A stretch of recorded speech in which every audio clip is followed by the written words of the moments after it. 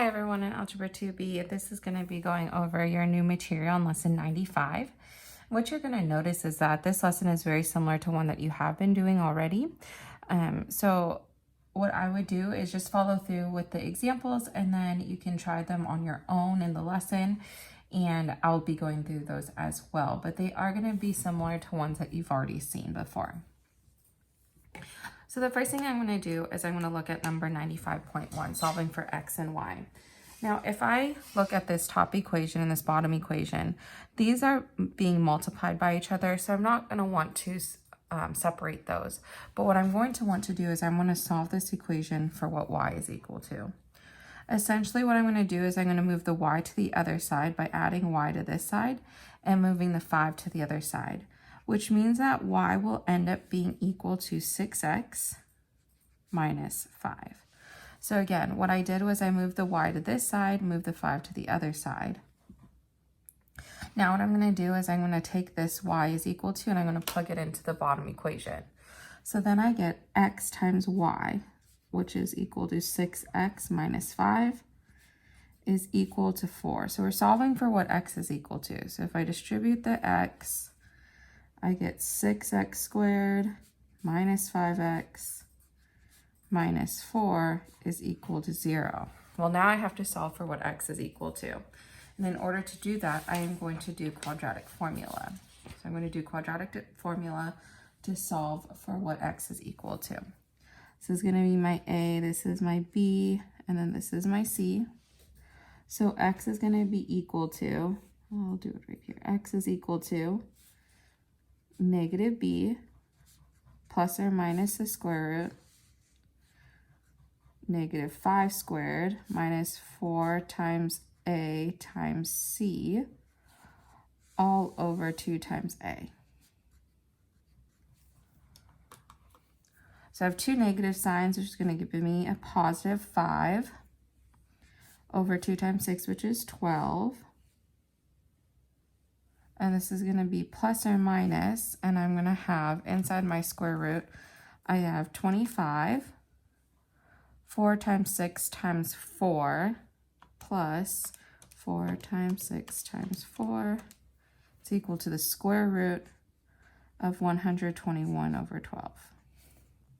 And the square root of 121 is actually equal to 11. So really you have 5 over 12 plus or minus 11 over 12. Which means that I have two results for what x is equal to. X is going to be equal to 5 plus 11, which would be 16 over 12. And that would be, so 16 over 12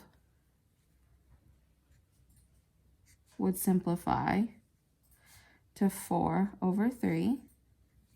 And then I have 5 minus 11, which would be x is equal to negative 6 over 12.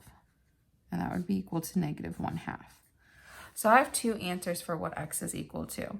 But now what I need to do is I need to solve for what y would be equal to if I know what x is equal to. So I'm going to take both of these x's. So I'm going to start with x is equal to 4 over 3. I'm going to take that and plug it into this equation here. So y would be equal to 6 times 4 over 3 minus 5. Now, in order to combine those, I want to make a common denominator of 3. So I have 6 times 4, which is 24, and then 5 times 3, which is 15. So 24 minus 15 would give us 9. So y would be equal to 9 over 3, which is equal to 3. So my first answer, my x is going to be 4 over 3, and my y is equal to 3. Now I'm going to solve for my second answer. So for my second answer, I have x is equal to negative 1/2. So when x is equal to negative 1/2, we're going to plug that into there. So y would be equal to 6 times negative 1/2 minus 5. And this one, again, you want to make a common denominator. So now I have negative 6 minus 10. And negative 6 minus 10 would be negative 16 over 2. Negative 6 minus 10. So that means my result for y would be negative 8, which means that my second answer, my x would be negative 1/2, and my y would be negative 8.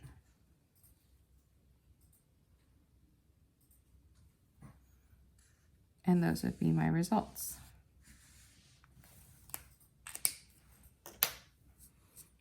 So this is very similar to a problem that you have been doing. You're going to come up with multiple answers for x and multiple answers for y. So now we're going to look at 95.2. And on this problem, I have 2x squareds and y squareds, and then 9 and negative 6. Well, if I look at this, if I were to add these two equations together, the y squareds are actually going to cancel. So I would be left with 3x squared is equal. So you would end up with 9 minus 6, which is 3. When you divide both sides by 3, you get 1. Then you want to take the square root. And don't forget that when you take the square root, you end up with plus or minus 1. So now what you need to do is you need to solve for what y is equal to when x is equal to positive 1, and then when x is equal to negative 1. So the first one will be positive 1. So I have 1 squared plus y squared is equal to 9. 1 squared is just 1, so you're going to subtract 1 from the other side. We get y squared is equal to 8. And then again, when you take the square root, you don't just get plus square root of 8, you get plus or minus. So my result is going to be 1 comma plus or minus 2 root 2. Now I'm going to try the same thing when x is equal to negative 1. Well, when x is equal to negative 1, I have negative 1 squared plus y squared is equal to 9. But negative 1 squared is the same thing as positive 1 squared. So I'm going to subtract 1 from the other side. And you're going to get y squared is equal to 8. Again, when you take the square root of both sides, you're going to get your x is equal to negative 1, and your y is going to be equal to plus or minus 2 root 2. So you actually end up with multiple answers for both. And those would be your 2 results. So now what I want you to do is I want you to pause this video, and I want you to attempt numbers 6 and 7 on your own before you press play. So for number 6, the first thing that I'm going to do is I'm actually going to solve my equation for what x is equal to. So the first thing I'm going to do is I'm going to solve for what x is equal to, and I'm going to do it in this one. So if I get x by itself, I get x is equal to 6 divided by y.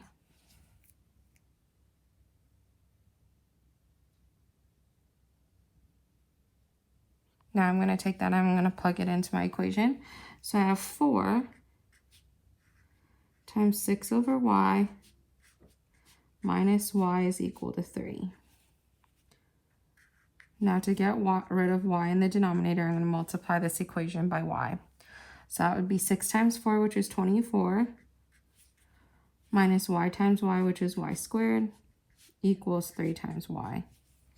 Now I'm going to set this equation equal to 0 by moving everything over to the right-hand side. And that would give me 0 is equal to y squared plus 3y equals, minus 24, not equals, minus 24. And now what you're going to do is we need to solve for what y is equal to. So we could either do quadratic formula, or you can do completing the square. So a, b, and c. So y would be equal to negative 3 plus or minus the square root. 3 squared minus 4 times a times c all over 2 times a.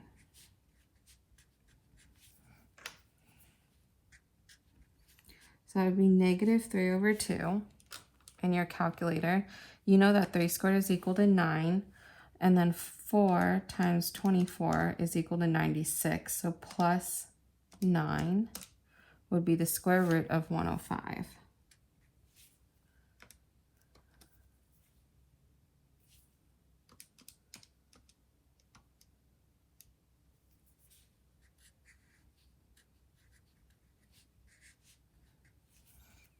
And now I want to simplify the square root of 105. So the square root of 105 divided by 5 does not come out evenly. So I have y is equal to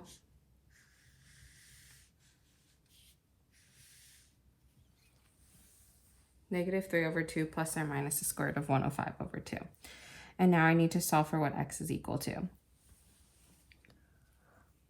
So now what I'm going to do, now to continue to solve for what x would be equal to, you're going to take this y and plug it into the top equation.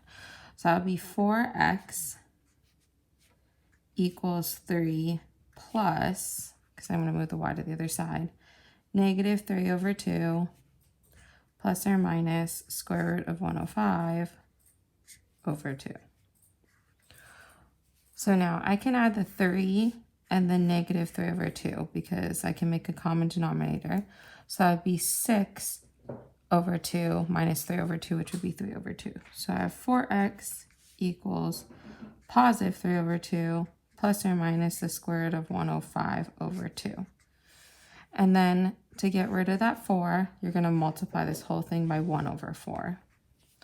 So x would be equal to 1/4 times 3/2 would be 3/8 plus or minus the square root of 105/8.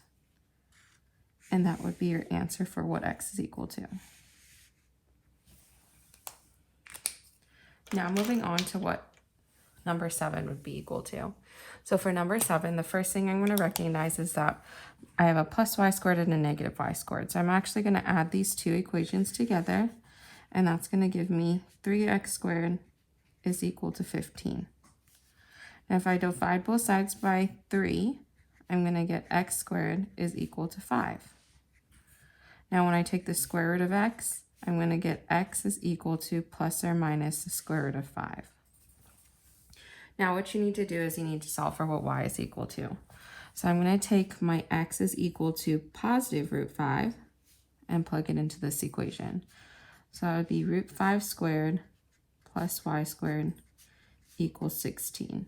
Well, root 5 squared is just 5. So when I move it to the other side, I would subtract 5. And I would get y squared is equal to 11. Now when I take the square root of that, don't forget your plus or minus sign, but you're going to get x is equal to positive root 5, and y is going to be equal to plus or minus the square root of 11. Now you're going to do the same thing with where x is equal to negative root 5. You're going to plug it into the same equation here.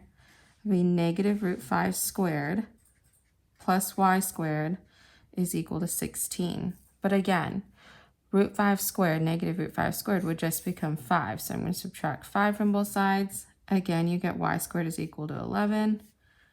And when you take the square root of both sides, your answer is going to be negative root 5, comma, plus or minus the square root of 11, because that's what y is equal to. And you end up with 2 ordered pairs as your answer.